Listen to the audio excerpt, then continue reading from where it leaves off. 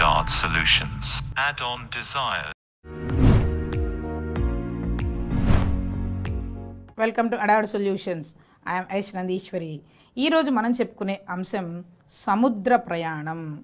సముద్రం మీద ప్రయాణం చేసేటప్పుడు ఎట్లా ఉంటుందో ఈ పాఠ్యాంశంలో మనం నేర్చుకుంటున్నాం. ఇక్కడ ముద్దు రామకృష్ణయ్య చదువుకోవడం కోసం అని చెప్పి యునైటెడ్ కింగ్డమ్కి వెళ్తూ ఉన్నాడు.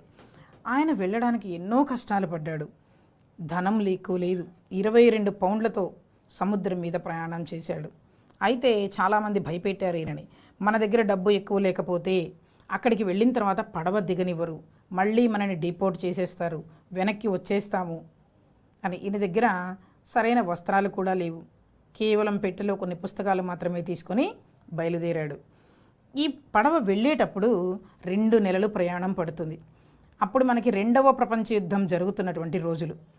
అయితే ఒక పడవ వెళ్ళేది కాదు, పడవలన్నీ కూడా కాన్వాయి లాగా ఒక 50-60 నౌకలు కలిసి సముద్రం మీద ప్రయాణం చేసేవి. మనకి కాన్వాయ్ అంటే తెలుసా? మంత్రులు వచ్చేటప్పుడు ముందొక 10 కార్లు, వెనకాల ఒక 10 కార్లు వస్తాయి. అట్లానే ఈ పడవలు కూడా సముద్రం మీద వెళ్ళేటప్పుడు కాన్వాయి లాగా వెళ్ళాయి అన్నమాట. ఎక్కడి నుంచి ఏ బాంబు వేస్తారో తెలియదు, ఎవరు ఏ పడవలో చనిపోతారో తెలియదు. ప్రాణాలు అరచేతుల్లో పట్టుకొని ప్రయాణం చేశారు. మధ్యలో ఈ పడవ కొన్ని ప్రదేశాల్లో ఆగుతూ వెళ్తుంది. అలాగే అలవాటు లేని వాళ్ళు ఈ పడవ మీద ప్రయాణం చేసేటప్పుడు సముద్ర రోగము, సీ సోర్స్ అని చెప్పి రకరకాల సముద్ర రోగాలు వస్తాయి. ఎందుకనంటే 2 నెలల పాటు ఆ సముద్రం మీద ఆ గాలిని పీలుస్తూ ఆ నీళ్ళల్లో ఉంటాం కదా. అలా ఉన్నప్పుడు అనేక రకాల రోగాలు వస్తాయి. తలనొప్పి వస్తుంది, తల తిరుగుతుంది, వాంతులు అవుతాయి, మోషన్స్ అవుతాయి, ఫీవర్ వస్తుంది. ఇలా అనేక రకాల రోగాలు వస్తాయి అన్నమాట. సీ సోర్సెస్, సముద్ర రోగాలు అంటాం వీటిని. అయితే ఈ పడవలోనే మనకి అన్ని సౌకర్యాలు ఉంటాయి. డాక్టర్లు ఉంటారు, మన డెక్క దగ్గరకు వచ్చి మనకి చూసి మందులు ఇస్తారు. రేడియో ఉంటుంది, అక్కడ జరిగే విషయాలన్నీ కూడా రేడియోల్లో మైకుల ద్వారా అనౌన్స్ చేస్తూ ఉంటారు. ప్రతి ఒక్కళ్ళకి కూడా ఒక ప్లేస్ ఉంటుంది కూర్చోవడానికి. మనకి ట్రైన్లో ఎలాగైతే బోగీలు ఉంటాయో అలాగే ఈ ఓడల్లో కూడా ఎవరికి వాళ్ళ యొక్క స్థాయిని బట్టి ఆ ప్లేస్ని నిర్ణయిస్తారు. అక్కడ కూర్చోవచ్చు, చుట్టుపక్కల వాళ్ళతో మాట్లాడుకోవచ్చు. అలాగే కొంతమంది ఏం చేస్తారు అంటే పడవ మీదకి, ఓడ మీదకి కూడా వెళ్ళి ఓపెన్ టెర్రస్ మీద కూర్చుంటారు. అంతేకాదు ఇంకా ఈ ఓడలో చిన్న పిల్లల కోసం కిండర్ గార్డెన్, ఎల్కేజీ, యూకేజీ క్లాసులు కూడా నడుస్తాయి. ఇండోర్ గేమ్స్ ఉన్నాయి. ఆ యొక్క పడవలోనే కూర్చొని షటిల్ ఆడుకోవచ్చు, క్యారమ్స్ ఆడుకోవచ్చు, చెస్ ఆడుకోవచ్చు. ఇలా అనేక రకాల ఆటలు కూడా ఉన్నాయి. చిన్నపిల్లలు, మరి తల్లిదండ్రులు విదేశాల్లో ఉన్నారనుకో, ఇక్కడ ఉన్నటువంటి అమ్మమ్మల దగ్గర ఉన్న పిల్లల్ని వాళ్ళ తల్లిదండ్రుల దగ్గరికి తీసుకొని వెళ్ళడానికి ఈ ఓడల్లో ఎక్కిస్తారు. కెప్టెన్కి చెప్తారు వాళ్ళ తల్లిదండ్రులకి అప్పచెప్పమని. అలా వీళ్ళు బోరు కొట్టకుండా చదువుకోవడానికి వీలుగా అక్కడ కిండర్ గార్డెన్ కూడా ఏర్పాటు చేయబడింది ఈ పడవలో. ఇంత అద్భుతమైనటువంటి ఈ పడవ ప్రయాణము ఈ ముద్దు కృష్ణ ఎలా ప్రయాణం చేశాడు? ప్రతి క్షణము భయపడుతూ భగవంతుడి మీద భారం వేసి. మరి అందరూ ఈయన భయపెడుతున్నారు కదా, ఈయన చూసిన వాళ్ళు ఏమనుకున్నారు? ఈయన ఒక వంటవాడేమో అనుకున్నారు. అంటే ఒక లాల్చీ పైజమా వేసుకున్నాడు ఈయన, సరైన వస్త్రాలు కూడా లేవు. చూసిన వాళ్ళు ఈయన వంటవాడేమో, వంట చేయడానికి రాజుగారి దగ్గర వంటవాడు కాబోలనుకున్నారు. తర్వాత పరిచయం అయిన తర్వాత ఇతను చదువుకోవడానికి వస్తున్నాడు అని వాళ్ళకి తెలిసింది. అందరూ ఈయన్ని భయపెట్టారు. అరే, నీ దగ్గర డబ్బులు లేకపోతే నిన్ను వెనక్కి పంపించేస్తారు. వాళ్ళు మాట్లాడే ఇంగ్లీష్ ఈయనకి అర్థం కావడం లేదు, వాళ్ళ స్లాంట్ ఆ విధంగా ఉంది. అయినా సరే కొంచెం అర్థం చేసుకుంటూ వాళ్ళు చెప్పేవన్నీ కూడా ఈయన వింటున్నాడు. లోపల భయం వేస్తోంది.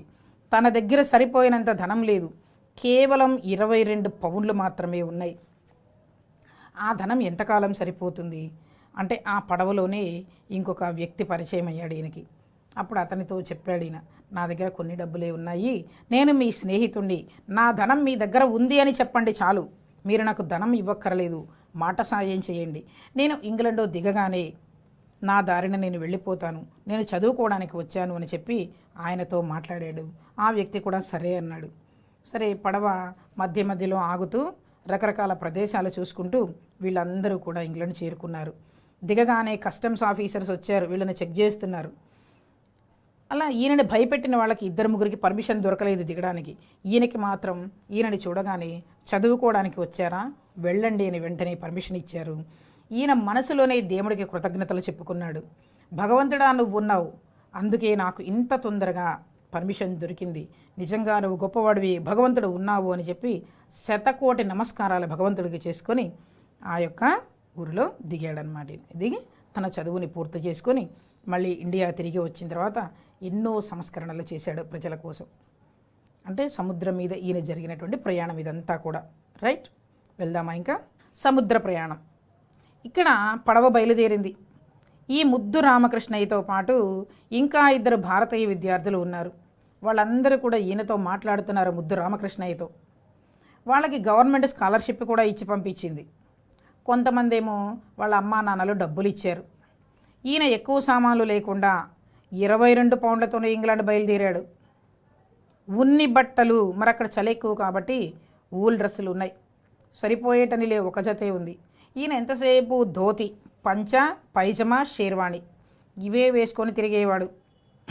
దేవుడి పైన భారం వేశాడు. బొంబాయి నుండి గ్రేట్ బ్రిటన్కి బయలుదేరాడు పడవలో.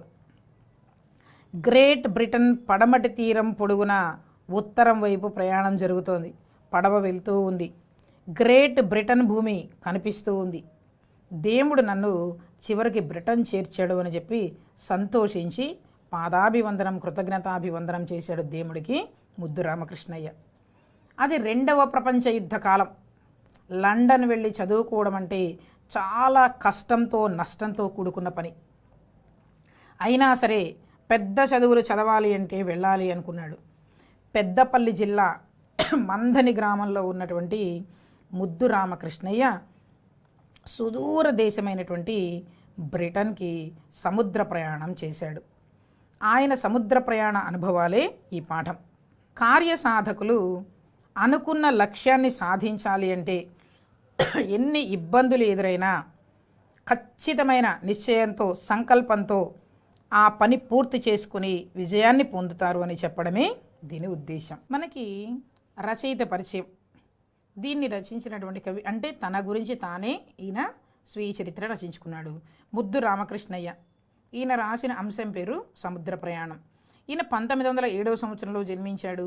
1985లో మరణించాడు. పెద్దపల్లి జిల్లాలోని మందని గ్రామంలో పుట్టాడు. తండ్రి పేరు రాజన్న, తల్లి పేరు అమ్మాయి. ఈయన రచన సముద్ర ప్రయాణం. ఇందులో ఉన్న గొప్ప అంశాలు ఏంటి అంటే 1946లో బ్రిటన్లోని లీడ్స్ విశ్వవిద్యాలయం నుండి ఎండి పట్టా పొందాడు. ఈయన 1946లో బ్రిటన్లో ఉన్నటువంటి లీడ్స్ యూనివర్సిటీ నుంచి ఎండి పట్టాని సంపాదించాడంటే అక్కడికి వెళ్ళి చదువుకున్నాడు. 1951-58 మధ్యకాలంలో ఆసియా, ఆస్ట్రేలియా, యూరప్, అమెరికా ఈ ఖండాలన్నీ కూడా తిరిగాడు. అంటే ఈ దేశాలన్నీ కూడా తిరిగాడు, పర్యటనలు చేశాడు. అక్కడి విద్యా విధానాలన్నీ కూడా నేర్చుకున్నాడు. మన దేశపు విద్యారంగంలో చాలా మార్పులు తెచ్చాడు. అవి ఇప్పటికీ ఆదర్శప్రాయమైనవి. సమయపాలన, టైంకి ఇంపార్టెన్స్ ఇచ్చేవాడు. నిరక్షరాస్యత నిర్మూలన, మన దేశంలో నిరక్షరాస్యత ఉండకూడదు అని చెప్పి ఈచ్ వన్ టీచ్ వన్ అనే ఉద్యమాన్ని తన చనిపోయే వరకు, అంటే జీవిత చరమాంకం చనిపోయే వరకు కూడా సాగించినటువంటి గొప్ప విద్యావేత్త ముద్దు కృష్ణయ్య. అలాంటి ముద్దు కృష్ణయ్య పడవ ప్రయాణం, సముద్రంలో ప్రయాణం చేస్తున్నాడు. బొంబాయిలో పడవ ఎక్కాడు. ఆ పడవ బయలుదేరింది. వెళుతూ ఉన్నాడు. ప్రయాణం మొదలైంది. ఎక్కడికి పోవాలో తెలియదు, ఎవరిని కలవాలో తెలియదు. ఏదైనా ఎదుర్కొనే ధైర్యం మాత్రం ఉంది. జీవితం అంటే అన్నీ ఉంటాయి. కండ్ల ముందు ఒకటే లక్ష్యం. లక్ష్యాన్ని సాధించాలి, అనుకున్నది చెయ్యాలి, విదేశాలకు వెళ్ళాలి, చదువుకోవాలి. ఏదో ఒక పని దొరకకపోదు అనుకున్నాడు. అనుకున్న విధంగా ఉన్నత విద్య పూర్తి చేయాలి, దేశం కోసం ఏదో ఒకటి చేయాలి, ఎట్లా చేయాలి అని ఆలోచించింది మనసు. సరే, ప్రయాణం జరిగిపోతూ ఉంది, పడవ వెళ్తూ ఉంది. అనంత ఆకాశంలాగా, అంతము లేనటువంటి ఆకాశంలాగా ఆ యొక్క సముద్రంలో ఈ ప్రయాణం జరిగింది. ఎక్కడికి వెళ్ళింది, ఎట్లా వెళ్ళింది అనేది కూడా మనం ఇక్కడ తెలుసుకోవచ్చు. పెద్దపల్లి జిల్లా మంథనిలో నివసించేటటువంటి ముద్దు రామకృష్ణయ్య పట్టుదలకి మారుపేరు. ఉన్నత లక్ష్య సాధన కోసం ఎన్నో అడ్డంకులు, ఇబ్బందులు ఎదుర్కొన్నాడు. ఆత్మస్థైర్యంతో లక్ష్యాన్ని చేరుకున్నాడు. మార్గదర్శకుడుగా నిలిచాడు అందరికీ. ఎన్ని కష్టాలు వచ్చినా, ఎన్ని నష్టాలు వచ్చినా ధైర్యంగా ముందుకు వెళ్ళాడు. అడ్డంకులని, ఇబ్బందులను ఎదుర్కొన్నాడు. అందరికీ మార్గదర్శకుడయ్యాడు. రెండవ ప్రపంచ యుద్ధ కాలం, అప్పుడు మనకి రెండవ ప్రపంచ యుద్ధం జరుగుతోంది. ఈయన లండన్ వెళ్ళి ఉన్నత చదువు, గొప్ప విద్యలు చదువుకోవాలి అనుకున్నాడు. కష్టాలు ఎదురవుతాయని ముందే తెలుసు, తాను పేదవాడినని తెలుసు. అయినా సరే బొంబాయిలో పడవ ఎక్కాడు. ఆ పడవలో వాతావరణం అంతా ఈయనకి చాలా ఇబ్బందిగా ఉంది. అయినా సరే ధైర్యంగా దాన్ని ఎదుర్కొన్నాడు. సాధారణమైన పంచ, పైజమా, షేర్వాణితో ప్రయాణం చేశాడు. ఆ పడవలో చాలామంది ఇంగ్లీష్ వాళ్ళు ఉన్నారు. వాళ్ళ భాష ఈయనకి రాదు, ఈయన భాష వాళ్ళకి అర్థం కాదు. అయితే లండన్లో ఎక్కువ డబ్బున్న వాళ్ళకి మాత్రమే చదువుకునే అవకాశం ఉంటుంది, లేకపోతే వెనక్కి పంపిస్తారు అని అందరూ చెప్తుంటే విన్నాడు. దేవుణ్ణి ప్రార్థన చేశాడు. ఏదో ఒక విధంగా లండన్లోనే చదువుకునే విధంగా చెయ్యి అని ప్రార్థన చేసుకుంటూ ఉంటాడు. దేశం కోసం నేను ఏదో ఒకటి చెయ్యాలి అనుకున్నాడు. ఇదే ఆయన లక్ష్యం. అలా ఆ నౌకలో ప్రయాణం చేస్తున్నటువంటి వాళ్ళల్లో సురేష్ బాబు అనే ఒక వ్యక్తి సహకారం ఈయనకి లభించింది. ఆయన హెల్ప్ చేస్తాను అన్నాడు. ధైర్యంగా ముందుకు వెళ్ళాడు. నౌక దిగగానే దేవుడి దయ వల్ల ఈయనకి అధికారులు అనుమతి ఇచ్చేశారు. ఈయన ఆనందానికి అవధుల్లేవు. ఎందుకని పర్మిషన్ వచ్చింది, దిగేశాడు లండన్లో. లక్ష్యాన్ని చేరుకున్నాను అని ఆనందపడ్డాడు. అందరికీ స్ఫూర్తి దాతగా నిలిచాడు. అంతటి అంటే తను అనుకున్న లక్ష్యాన్ని సాధించే వరకు ఎన్ని కష్టాలు నష్టాలు ఎదురైనా ఈయన భయపడకుండా ధైర్యంగా ప్రయాణం చేశాడు. 22 పౌండ్లతోనే లండన్కి వెళ్ళాడు, పడవ దిగాడు, చదువుకున్నాడు. గొప్పవాడయ్యి అనేక ఖండాలు తిరిగి అనేక విజ్ఞాన విషయాలు నేర్చుకుని మన దేశానికి వచ్చి ఈచ్ వన్ టీచ్ వన్ అనే విషయాన్ని, నిరక్షరాస్యత లేకూడదు అని చెప్పి వాటిని పాటిస్తూ జీవిత చరమాంకం దాకా గడిపేశాడు ముద్దు కృష్ణయ్య. అందుకే ఏదైనా సరే మనం సాధించాలి అంటే పట్టు పట్టరాదు, పట్టి విడవరాదు. పట్టు పట్టాము అంటే వదిలిపెట్టకూడదు. ఆ పని అయ్యేదాకా, అది సాధించేదాకా మనం వదలకూడదు అనేది మనం ఈ పాఠం ద్వారా నేర్చుకున్నాం. ఏదైనా సాధించాలి అంటే పట్టుదల, దృఢ సంకల్పం అవసరం. దీన్ని సమర్థిస్తూ మాట్లాడండి. మనమైనా సాధించాలి అంటే పట్టుదల కావాలి, గట్టి సంకల్పం కావాలి. జీవితంలో ఏదైనా సాధించాలన్నా, ఒక పని చెయ్యాలన్నా అందుకు తగిన సమర్థత అవసరం. దానికి కావలసిన సామర్థ్యం మన దగ్గర ఉండాలి. అది ఉన్నంత మాత్రానే అన్ని పనులు చేయలేం, కొన్ని సాధించలేము కూడా. దానికి తగిన సాధన, శ్రమ, ఇవి రెండూ ఉండాలి. అప్పుడే మనం ఆశించిన గమ్యాన్ని సులభంగా చేరుకుంటాం. ఒక్కొక్క వ్యక్తిలో ఒక్కొక్క విధమైన సమర్థత ఉంటుంది. ఒక వ్యక్తి బాగా పాడతాడు, ఇంకొక వ్యక్తి మంచి కవిత్వం రాస్తాడు, ఒకడు మంచి చిత్రలేఖనం గీస్తాడు. ఇలా ఒక్కొక్క వ్యక్తిలో ఒక్కొక్క రకమైనటువంటి నైపుణ్యం ఉంటుంది. వాళ్ళ శక్తిని బట్టి పట్టుదలతో కృషి చేస్తే అందరూ కూడా ఆ రంగాలలో పేరు ప్రఖ్యాతులు పొందగలుగుతారు. అందరూ ఒకే పని చేయలేరు కదా, ఒక్కొక్కళ్ళకి ఒక్కొక్క స్పెషాలిటీ ఉంటుంది. దానిని బట్టి కొందరు పాటలు పాడతారు, కొందరు యాక్టింగ్ చేస్తారు, కొందరు నాట్యం చేస్తారు, కొందరు బొమ్మలు గీస్తారు. అది బాగా వచ్చిన వాళ్ళు ఆ రంగంలో కృషి చేస్తే గొప్ప స్థాయిలో వెళ్తారు. అలాగే ఈయన కూడా చదువుకోవాలి, మంచి చేయాలి అనుకున్నాడు. దేశం కోసం ఏమైనా చేయాలి అనుకున్నాడు. ఎన్ని కష్ట నష్టాలు ఎదురైనా లండన్ వెళ్ళాడు, చదువుకున్నాడు, అనేక దేశాలు తిరిగి విజ్ఞానాన్ని పెంచుకున్నాడు, నిరక్షరాస్యుల కోసం కృషి చేశాడు. ఇలా కాక మనకు పరిచయం లేని విషయాలలో ఏదో సాధించాలి అని ప్రయత్నించి విఫలమవుతూ ఉంటాం, నవ్వుల పాలవుతూ ఉంటాం. కాబట్టి మనకి తెలియని రంగం జోలికి మనం వెళ్ళకూడదు. మనకి ఏదైతే తెలుసో దాంట్లోనే మనం అభివృద్ధిని సాధించాలి. సామర్థ్యం అనేది వ్యక్తిలో అంతర్గతంగా లోపల దాగి ఉంటుంది. దానిని మనం గుర్తించి సాధన చేసి అభివృద్ధి చేసి సాధించాలి.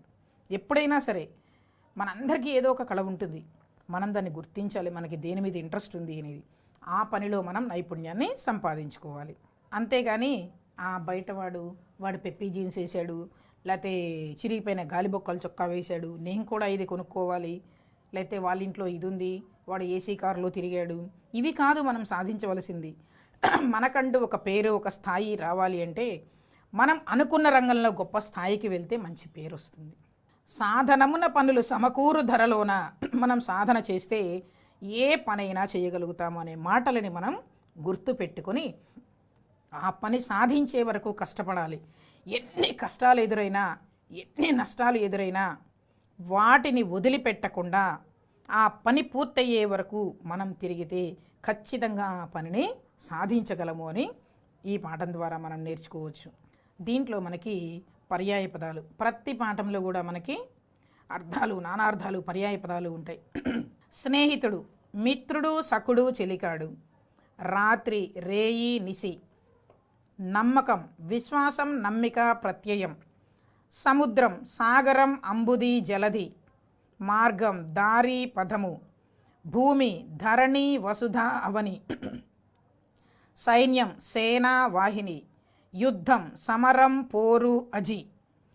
తల, శీర్షము, మూర్ధము. జాబు, ఉత్తరం, లేఖ. నానార్థాలు. రాజు, ప్రభువు, చంద్రుడు, ఇంద్రుడు. ఈశ్వరుడు, ప్రభువు, శంకరుడు. దిక్కు, దిశ, వైపు, శరణం. ప్రకృతి, వికృతి. స్నేహం, నెయ్యం. సహాయం, సాయం. పట్టణం, పత్తనం. ప్రయాణం, పయనం. ఆహారం, ఓగిరం. రాజు, రేడు, రాట్టు. సంతోషం, సంతసం. రాత్రి, రేయి. వైద్యుడు, వెజ్జు. భాష, భాష. ఆశ్చర్యం, అచ్చెరువు. నెక్స్ట్ సమాసాలు. సామాన్య రోగాలు అంటే సామాన్యమైన రోగాలు, ఇది విశేషణ పూర్వపదం. చిన్నపిల్లలు, చిన్నవారైన పిల్లలు, ఇది కూడా విశేషణమే. 1000 రూపాయలు, 1000 సంఖ్య గల రూపాయలు, ఇది ద్విగు సమాసం. సంఖ్యాపదం వస్తే ద్విగు సమాసం. తల్లిదండ్రులు, తల్లియును తండ్రిను, ద్వంద్వ సమాసం. పిల్లల బాధ్యత, పిల్లల యొక్క బాధ్యత, షష్ఠి తత్పురుష సమాసం. కొన్ని దినాలు, కొన్ని అయిన దినాలు, విశేషణ పూర్వపదం. విద్యాభ్యాసం, విద్యను అభ్యసించడం, ద్వితీయ తత్పురుష సమాసము. ఇంతవరకు మనం అర్థం చేసుకున్నది ఏంటి అంటే ఈ పాఠ్యభాగంలో ఎంత కష్టమైనా సరే ఆ పనిని సాధించాలి, అనుకున్నది సాధించే వరకు నిద్రపోకూడదు, కష్ట నష్టాలను ఎదుర్కోవాలి అనేది ఈ పాఠ్యాంశం ద్వారా మనం నేర్చుకున్న ముఖ్యమైన అంశాలు. ఓకేనా? Bye, see you tomorrow. Add-on solutions. Add-on desires.